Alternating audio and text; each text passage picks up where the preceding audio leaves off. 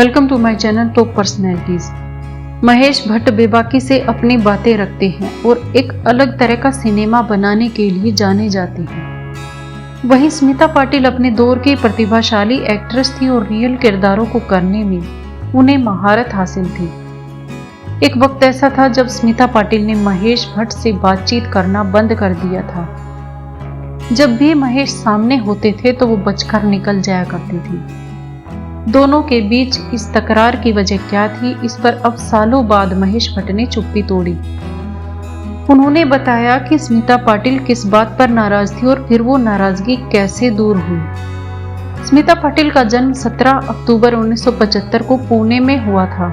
उनके पिता शिवाजी राव गिरधर पाटिल पॉलिटिशियन थे और उनकी मां विद्याताई पाटिल सोशल एक्टिविस्ट थी। स्मिता ने सबसे पहले 70 के दशक में दूरदर्शन पर न्यूज रीडर के तौर पर करियर की शुरुआत की थी। इसके बाद उन्होंने पॉलिटिकल सिनेमा के जरिए फिल्म जगत में कदम रखा था। 3 दिसंबर 1982 को स्मिता, शबाना आजमी और कुलभूषण खरबंदा की मुख्य भूमिका वाली फिल्म अर्थ रिलीज हुई थी और इसी के दौरान महेश और स्मिता पाटिल के बीच दूरियां आ गई थी।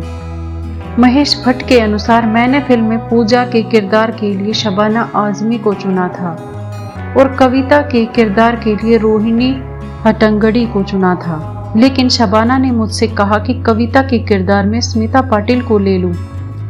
मैं फिल्म तजुर्बा के सेट पर स्मिता से मिला था और इस फिल्म के बारे में उन्हें बताया था।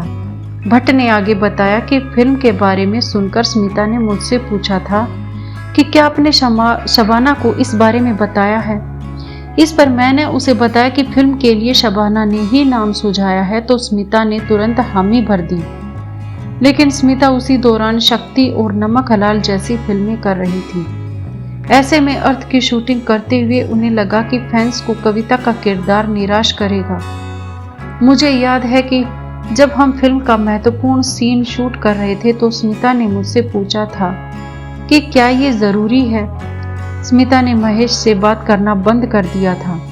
इस पर महेश का कहना था कि किसी ने स्मिता को कह दिया था कि मैंने शबाना को तवज्जो देने के लिए स्मिता के अहम रोल कट कर दिए हैं। उसने मुझसे इस बारे में कभी मुलाकात नहीं की और ना ही कभी बात की, जबकि मैंने ऐसा कुछ नहीं किया था।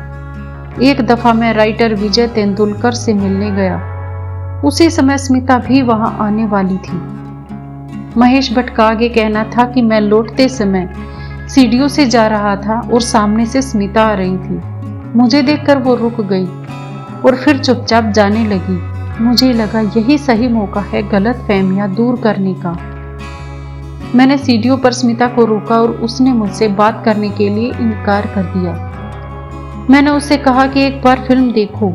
फिर उसने फिल्म देखी और उसका सारा गुस्सा काफुर हो गया। वो मेरे साथ शबाना के घर गई और उन्हें बेहतरीन काम के लिए बधाई दी। आज की वीडियो में इतना ही। मिलते हैं अगली वीडियो में एक नए विषय के साथ। तब तक के लिए खुश रहिए। Thanks to all, thanks for watching. Bye, take care.